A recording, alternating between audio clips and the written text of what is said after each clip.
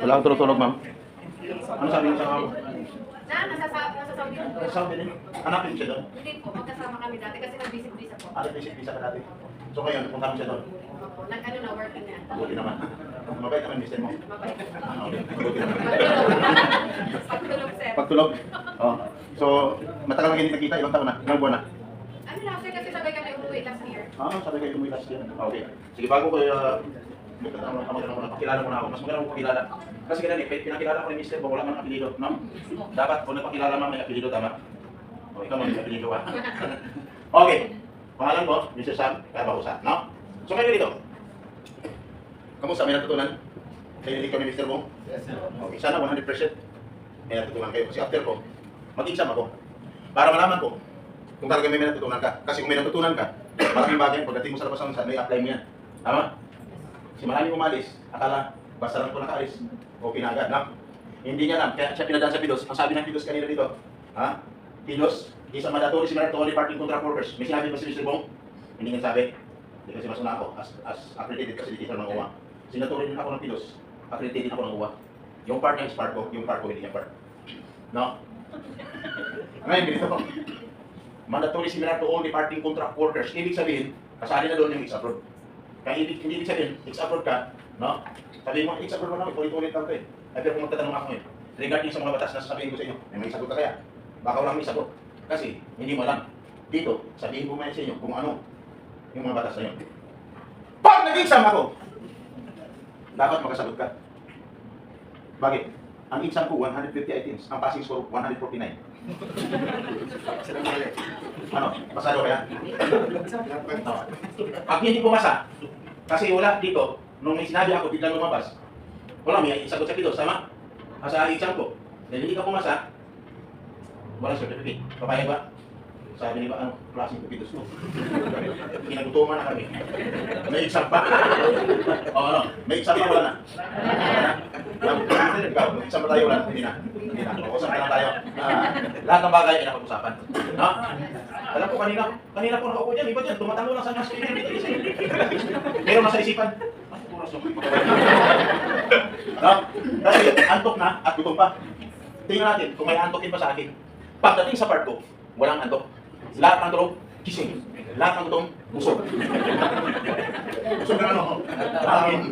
Kaya consider, alam mo dito, pagdating sa part ko, wala talagang nakasimayok eh. Lahat nakangiti. Ang ganda panoorin. Lalo na pa sa social media ka na. Kahit hindi ka naman kagwapuhan gano'n, hindi mo nakangiti ka. No? Parang okay na. No? Kasi nakasmile na eh. Kaya yung mga pangit.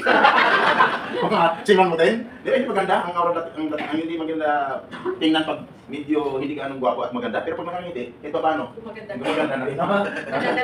Yung waki-waki. Okay. At least kilala niya lang ako, Mr. Sam Carbajosa ng Amispat Pidos, no? Monday hanggang Saturday nandito din po ako, no? So, okay, nabanggit ni Mr. Bong. Ano nabanggit ka kanina? Ha? Hindi, meron pa isa. Kumusta? Ngayon, ito lang, no? Lahat pa sigurado makalis na? Sigurado ba? Magtatanong ako, mabilisan lang to kasi kailan ko, maga. May lakad pa ako. May naksiyon ako sa Calbayog Leyte. No, tumalon dahil wala daw preno sa akin, tumalon. Hindi naman talaga nawala ng preno, naplatan lang. Tumalon ngayon kung pa sa ospital. 147,000 babayaran, no? Tapos ngayon, mga sir, tatanggalin na kami sa trabaho, mag-guardia kami sir. 2 years kami dito, wala pa sa minimum. Yung trabaho, sweldo namin sir, baka pwede matulungan. Mayroon ang mga problema, di ba? Bakit ka nagreklamo? Kasi mula mo, hanggang ngayon, wala pa itong Pidos na sa servisyo na ako. Naalala niyo si Sarah Blabagan, naalala niyo? Narinig niyo, pangalan ni Sarah Blabagan? Yes. Ano si Sarah? OFW. Basta ang sagot dito nung nakaraan siya, babae. Tama.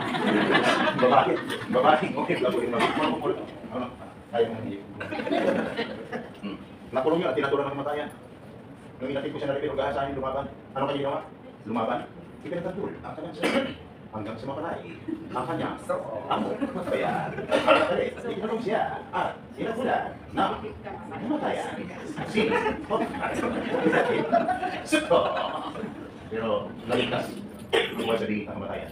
Si engineer din natin, hindi kilala yun. Pero nakulong at tinaturan ng kamatayan. Engineer. No?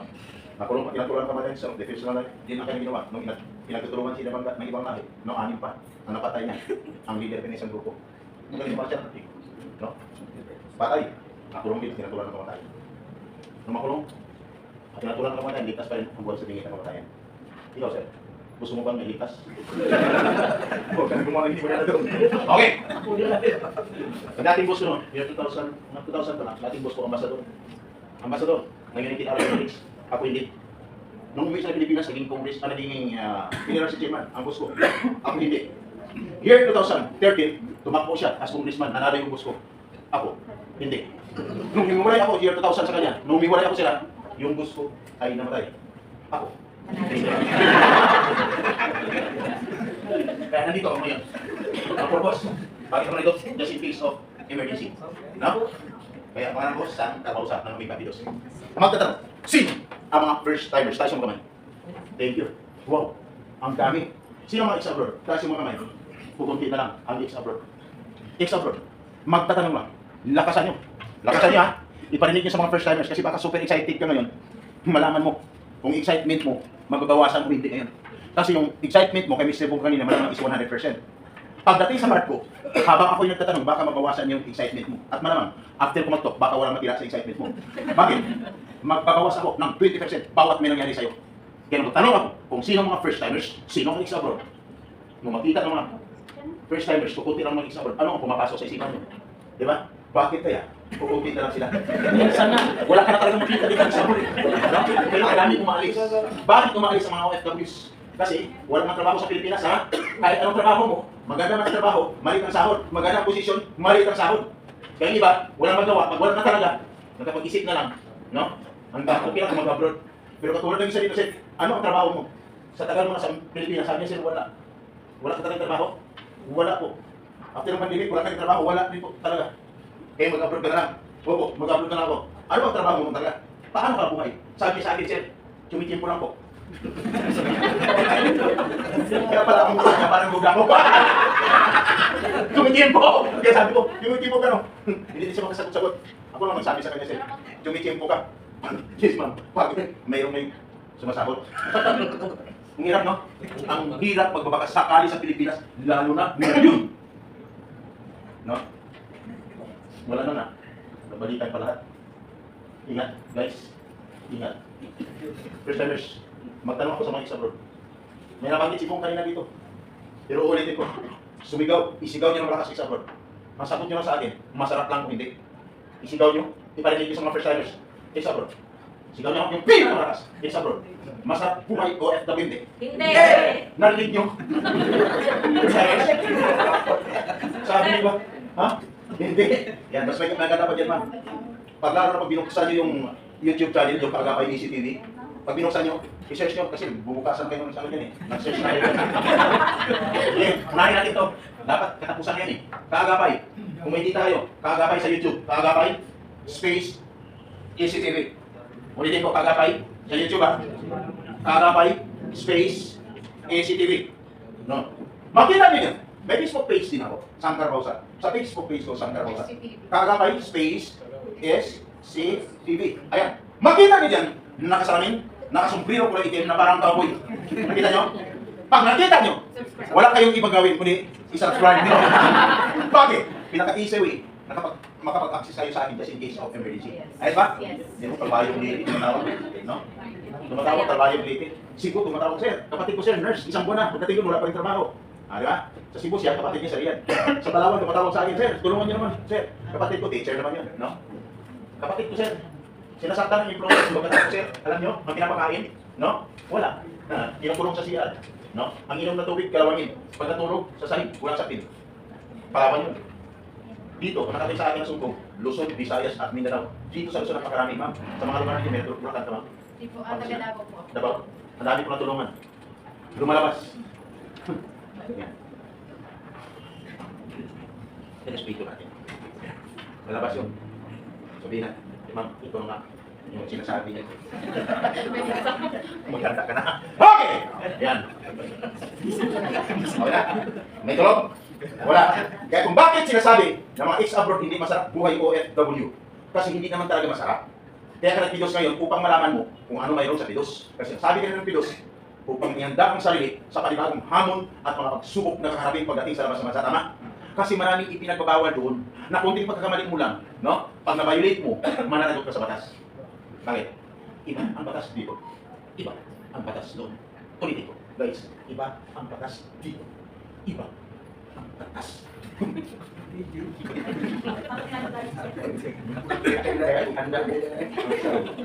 Okay? Paano ko magaling? Ganun. Pag nagalit ako, nagawa ko na. Lalo pag nangutang ka sa akin, ganun pa ko. Ikaw sa nangutang sa ako. Kaya, pagkatapos wala na, nakahiga na yun. Sa Bacolod kasi, pag naniningil yung mga tao doon, may utang, lalo pag nagalit naman. Hindi mo lang makalam ang lambing magsalita, pero may nakaliinat ka na dito. Dahil, magalit ka. Ba't ako pumayag? Ganun lang yun. No? Lalo na sa Davao. Okay, jokes lang yan, mabait kami. No, kasi ang pag-aaral, hindi naman talaga ako taga Pilipinas. Ano ako? Thailander. No? No? O baka sabihin nyo, puro lang to biro Hindi. Kinukuha ko lang ang simpatiya mo sa pamamagitan ng pagtawa mo. Kasi pag tumawa ka, nakatingin ka sa akin, alam ko na kung ano nasa isipan mo. No? Kasi hindi ka na nakaupo dyan. Ang focus ng mind, nasa speaker. No? Bilisan mo kasi gutom na kami. Kaya ako, ma'am, taga saan kayo? Taga saan po kayo? Bulacan. Taga Bulacan si ma'am. Last month of November, may action na ako doon, ma'am. Ang kaso naman, sexual harassment. Grabe, kawawa. Lahat, ginawa, pinakabad sa lahat. Pero nakauwi, pinakyat ng agency dito. Kaya humarap sa akin, natakot. Nahadlock to. Dala ko lang to. Kala Romalight eh. Nung San Juan na di ba may nagbubuhos ng mga tubig? Ito din, sinabit ko rin ito dito habang nagdadrive ako. Pag gano'n na ng mga tabo, bubuhusan ako ng tubig. Ginanon ko. Tapos sinilip ako. Diretso, sige po, diretso. Akala kasayin ko, Armalite, hindi nila drive pa. Hindi ako napasa. Hoy! Ayun, sinabi naman ako. Parang natulog ka. Sabi ng mga ex-abroad, ang mga first timers, sir, anong batas mayroon? Anong batas mayroon? Kaya dapat concentrate ha. Magtatanong lang, lahat ba ay nakapag-sign na ng kontrata? Sino nakapag-sign na ng kontrata? Taas yung mga kamay. Nakapag-sign. Tunti lang. 4. Sino hindi pa nakapag-sign ng kontrata? Taas yung mga kamay. Mas marami ang hindi nakapag-sign ng kontrata, kunti, no? Yung hindi nakapag-sign ng kontrata, mas marami. No? Pero, pangatlong tanong ko, kasi meron hindi tumataas ang kamay. Ano kayo? Sabi ng iba dyan, pakialam ko sa'yo. Okay. Makulit lang ko na, makulit ano. Mr. Sam, bakit ka nagtatanong? Gusto ko lang malaman. Wala akong kameraman. No? Tawag nito, one-man army. No? Yan, hindi, kailan makuha mo ng kabira yan. Ang daming tato eh. Yan, okay. Ngayon, nagtatanong lang ako dahil gusto ko lang malaman kung sino nakapag-sign ng kontrata o hindi. Ayon sa batas. Batas na pag-usapan natin ha. Kaya kung 100% ang excitement mo dito kanina, sana hindi mabawasan. Bawat may nangyari sa'yo, magbawas ako ng 20%. Ayon sa batas, dapat ang isang OFW bago mag-pidos, dapat siya ay nakapag-sign na ng kontrata. Sabi ng iba, ha? Sign ng kontrata? Bakit kami wala pa? Problema hindi. Problema, tama? Dahil problema, kung nangyari sa'yo, bawas na ng 20% ang excitement mo. Ang natira is 80%. At ayon sa batas, dapat ang isang OFW, no? After magpidos, sisiguraduhin makaalis na. Bakit? Kasi hindi na siya nakapag-sign ng kontrata, hindi na siya nakapagpidos. Ang iba, nakapagbayad na ng placement fee, tama? Sabi no, oo nga. Ako, bayad na rin. Tama. No? Kaya dapat makaalis ka. 60 to 90 days prior. Ang ibig sabihin, 2 buwan hanggang 3 buwan, dapat wala ka na sa Pilipinas, mula nag-apply ka ng visa, at dapat wala ka na ngayon dyan sa iyong inuupuan. Sabi ng iba dyan, oo nga, tayo nandito pa rin. Normal lang yun. Kaya, another 20% ang ibabawas ko sa excitement mo. Ang natira is 60%. Nangyari na sa'yo eh. Tingnan niyo mamaya, may biglang labas dito. Hindi pa ko natapos, may lalabas naman yan. Maniwala kayo sa akin. Ngayon, kaya siya dapat makaalis. Kasi nakapagbayad na sa placement fee, nakapagpidos na siya. Then, ang tanong, pag nagbayad ng placement fee, dapat saang lugar? Sa Jollibee? Sa Chowking? Sa McDo? Sa Max? Mall? Hotel? O restaurant? Saan dapat magbayad ng placement fee? Sa agency. Sabi ng iba dyan, tahimik lang. Kami sa Gcash. May ibig sabihin, patay kang. Parang biro lang, no? Kasi tumatawa kayo eh. Parang biro lang. Pero totoo, dapat sa loob ng agency. Kaya kung nangyari sa'yo, another 20%. Ang ibabawas mo, ang natira, 40% na lang. Nako, ang hirap pa yan, no? Tapos nangutang ka pa, grabe ng alibay mo para lang kumagat sa'yo yung magpapautang sa'yo. Ma'am, paalis ako, may pinirman akong kontrata, may certificate na ako, oh. Tapos, no? Ma'am, please naman kasi paalis na talaga ako. Ang laki pa naman sahod ko doon. No? Tapos nakahiram, nakapagbayad. Ngayon ang problema ito, nagbayad sa loob ng GCash at saka sa agency. Sa Jollibee. Dapat sa loob ng agency. So another 20%. Magkano natira? 40% lang ano? Pag nagbayad, magkano dapat? Equivalent of 1 month salary. Sabi ng iba, bakit sa amin sobrang laki? Day, daghan ka, kwarta. Ang ibig sabihin, guwapa ka at maganda ka. Kaya ka dinali. No? So another 20%, ang mababawa sa'yo, ang natira is 20% na lang. Parang bira, no? Ang hirap kaya. Ganong sitwasyon, normal lang. Kakati talaga ang ulo mo. Kasi, dahil sa utang. Tama? Diyan nag-umpisa na mamumuti ng buhok ng iba, ng batang-bata pa. Kasi, sa kaiisip. At dapat, pag nagbayad, mayroong kaukulang ano? Resibo. Sabi ng iba, resibo. Bakit kami wala? Kaya normal lang, pag nangyari sa'yo, hulbaan ka nagmahayo. Ang ibig sabihin, masaya ka ng sobra kasi nangyari na sa'yo. Ano mang gawin mo, gusto mong tumawa kasi nangyari sa'yo lahat at naubos na yung excitement mo kasi wala kang resibo. Normal lang, aatakihin ka tayo ng antok. No? Grabe ang tawanan dito, pero aatakihin pa rin ng antok kasi lahat ay nangyari sa'yo. Tama? Ang tanong, tuloy ba o hindi? Sabi na namin sa'yo, hindi. Okay! Kaya ako binanggit yan upang malaman ko kung paano katibay ang loob ngayon. Di ba? Yung kapiloksukuhan mo, malalaman ko kung uubra ka yan dito. Kasi nangyari na lahat sa'yo. Sabi na, nga. Hindi man makasagot-sagot sa akin. No? Pero ang nasa isipan, pamilya ko umaasa na sa akin. Tapos si Mister ko, grabe pa naman, ginawa ko lahat ng paraan para pautangin si Mister pagkatapos. Ganito lang ang nangyari sa akin ngayon. Normal lang yan, ma'am. Ang nangyari sa'yo, kaya na, ang nangyari, hindi pa nakaalis. Naghiwalayan na si Mister at saka si Mrs. Naawa ako sa kanya, sabi ko, ma'am, huwag kang mag-alala. Nandito ako. Para umaksyon sa problema. Ano, ma'am? Sinabi akong sama, sabi ko, nandito lang ako, ma'am. Kamusta? Sa abroad? First time, eh. Kaya kung bakit sinabi, tinanong ko kanina kung masarap buhay OFW, hindi. Normal lang, hindi masarap buhay OFW. Hindi na sobrang hirap, sobrang sakit. Pero pag sa labas ng bansa, maranasan din mo naman ang sobrang sarap. No? Ma'am, naranasan mo na ba yung buhay na sobrang hirap at sobrang sakit? Naranasan mo na, ma'am, hindi pa. Ma'am, naranasan mo na hindi pa. Naranasan mo na ikaw, hindi pa, ma'am. Yung sobrang hirap, sobrang sakit, pero sobrang sarap naman. Hindi. Tinatanong ko lang. Totoo. No, huwag ka naranasan. No, ma'am. Ikaw, naranasan mo na, hindi pa. Naranasan. Okay, ikaw, ma'am, naranasan mo, hindi pa. Halos lahat naranasan. Mr. Sam, papatunayan mo na kung gaano ka totoo yung sobrang, sinasabi mo, sobrang hirap, sobrang sakit, pero sobrang sarap naman. Eto, nung sinabi ni Mr. Bong, papasok kayo sa boarding gate, totoo yun. First timers, hinatid ka na mahal mo sa buhay. No? Paghatid niya sa'yo doon, nung pumasok na kayo sa boarding gate, doon mo na unti-unting maramdaman. No? Yung sobrang hirap, sobrang sakit. No? Bakit? Lalo na, nung pumasok ka na sa boarding gate, gusto mo nang babalik doon at yung mga kapasok ng asawa mo, no, anak mo, hindi mo na magawa kasi nakapasok ka na. Lalong-lalo na, nung sumakay ka na ng plane, unti-unti nang umangat. No? Hanggang sa tumago na doon, umangat na, nasa itaas ng ulap. Gusto mo mang sumilip doon sa may bintana, hindi mo na magawa-gawa, tama? Kasi sinabing bawal doon sa may bintana, upuan mo, dito lang, pumunta ka pa lang. Mababaylan ka talaga sa karulitan mo.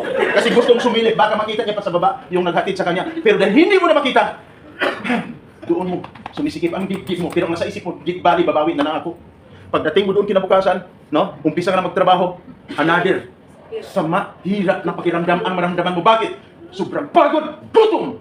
Gusto mo humingi ng pagkain sa mahal mo sa buhay. Wala naman talaga sila doon, kaya hindi ka makahingi. Ang ginawa mo, self-service na lang. Ginawa mo lahat para ka makakain. Sinerve mo ng pagkain ang sarili mo. Habang ikaw ay kumakain, nakapag-isip ka pa ng isang bagay na dapat mong gawin. Kinuha mo ang cellphone mo. Nung kinuha mo ang cellphone mo, tinawagan mo ang mahal mo sa buhay sa Pilipinas. Habang tinatawagan mo, nakapag-isip ka pa na mag-video call. Tama? Kasi malakas naman ang signal. Nakita mo sila doon sa loob ng cellphone. Nakita ka rin nila. Tama? Kaya ang problema, nung biglang nung biglang mag-brown out, nawala ang signal. No? Nawala sila. Nawala ka rin. Yan, totoong nangyayari. Tama, ma'am. Naranasan mo gano'n, ma'am, yung gusto mong kausapin pa, pero biglang mag-brown out. Tapos nawala yung manong ko. Pero sa isipan mo, babawi na lang ako. Pagdating ng sahod, magpadala na ako agad sa inyo. Yun ang pinaka-solusyon. Kaya nung sumabot ka na, nakapagpadala ka na sa pamilya mo, anong naramdaman mo? Diba sa sarap, no? Sobrang sarap. Kasi nakapagpadala ka na, nakabawi ka na. No? Nakabawi ka na. Sobrang sarap na pakiramdam. Sila, masarap din ang pakiramdam. Pero ang tanong, sino ang may masarap na pakiramdam? Sila o ikaw? Yung may masarap na pakiramdam, yung pinapadalhan mo o ikaw na nagpapadala? Yung pinapadalhan mo. Kasi habang tumatanggap yun, no? Hindi pa naubos o kaumpisa lang ng padala mo, katatanggap mo lang, pumasok naman sa kanilang isipan, wow, may kasunod pa to. Okay lang sana kung mayroong kasunod agad. Ang problema, sunod na buwan, laging dilid na ang sahod at kulang pa. Doon mo na maramdaman uli ang sobrang hirap. Tama? Kaya dapat ihanda niyo yung mga sarili pagdating doon. Kaya ako nandito just in case of emergency. Katulad na nabanggit ko kanina, problema yun, hindi madali-daling lutasin yan. Katulad na nabanggit ni Mr. Bong kanina, hindi madaling lutasin yun. Hindi 95,000 yun. Bawat isa, 280,000 bawat isa. No? Hindi madali. Mr. Sam, bakit alam mo yung mga ganun? Kasi wala pa itong mga pidos noon, nasa servisyo na ako. Kaya kung marinig nyo dati, ayun, mga bata pa yata kayo noon. Kasi ako 75 years old na ako eh. No? Hindi halata. 75 years old, hindi halata. No? Yan. Ano? Kasi hindi ako nag-isip ng masama. Hindi ko pinoproblema yung problema. Hinayaan mo problema, kaya yun. Kailangan mo tumatanda. O, yan. Ganun po. Kaya dapat maging handa ka. Ihanda mo ang sarili. Dati, pag may pangyayari sa loob at labas ng mga dami nakalive yan sa radio, pag narinig ko, sa extra pag sinabi, mula sa mga ito si Papa Turuan, ng kurasing pila may tulong makas 50,000 watts, DWI-C! Ako po yun. Sa isang radio, pag sinabi, mula sa Manila, ito ang alis nyo sa Sabina Rosa, ang naglilingkod sa pagbabalita. Ako po yun. Sa isang diaryo, ako si kaagapay natin. Sa isang diaryo, guys, ako si Latigo ng Bayan. Kaya ako nandito. Lumaylo ako doon. Kaya ipinagpatuloy ko yung aking YouTube channel na Kaagapay ECTV. No? Yes? Kaya katulad ng sinabi ko kanina, pag nakita ninyo, subscribe nyo. Para laging updated kayo sa magkaganapan sa loob at labas ng bansa. No? Kaya ako nandito just in case of emergency.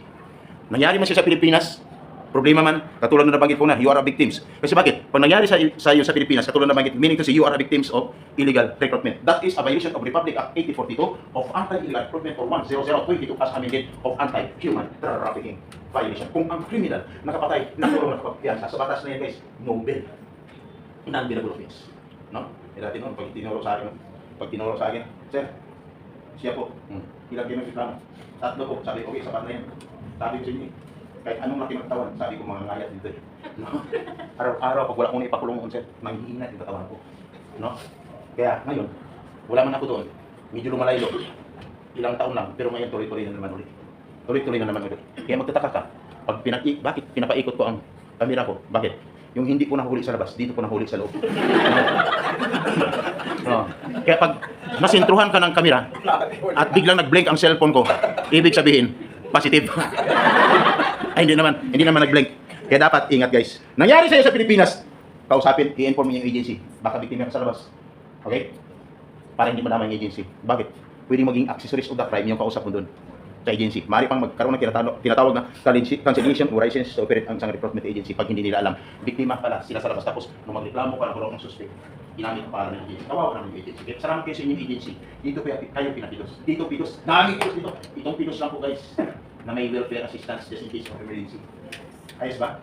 At kagandahan na, libre pang servisyo kung nagka-problema. Hindi katulad sa iba, ituturo ka kung saan-saan, tapos hanggang sa abogado, pag hawak ng abogado, hindi mo alam, manalo ka, matalo. Pag nanalo ka, mabayad ka. Matalo ka, magbabayad ka. Dito, libre ang servisyo. Ayos? Sa labas ng bansa, may problema. Inform yung agency, mga pagbabago, yung inaasahan mo ngayon, na inaasam mo na talaga na yun ang maging swako mo pagdating doon. No? Sigurado kayo. Pag hindi nasunod yan, problema yan. Tama? Mapapanood yun dyan sa YouTube ko. Yung anim sila. Galing na Saudi yung auto. Ano sila yung sa ano? Yung sa ano ba? Sa swimming pools. Trabaho niyan. Guard, ano yan? Lifeguard. Ayan, umuwi na Pilipinas, hindi pusing, walang dala. Inaksyonan ko, pinasok ko yung agency sa Makati. Binayaran, 150,000 bawat isa. No?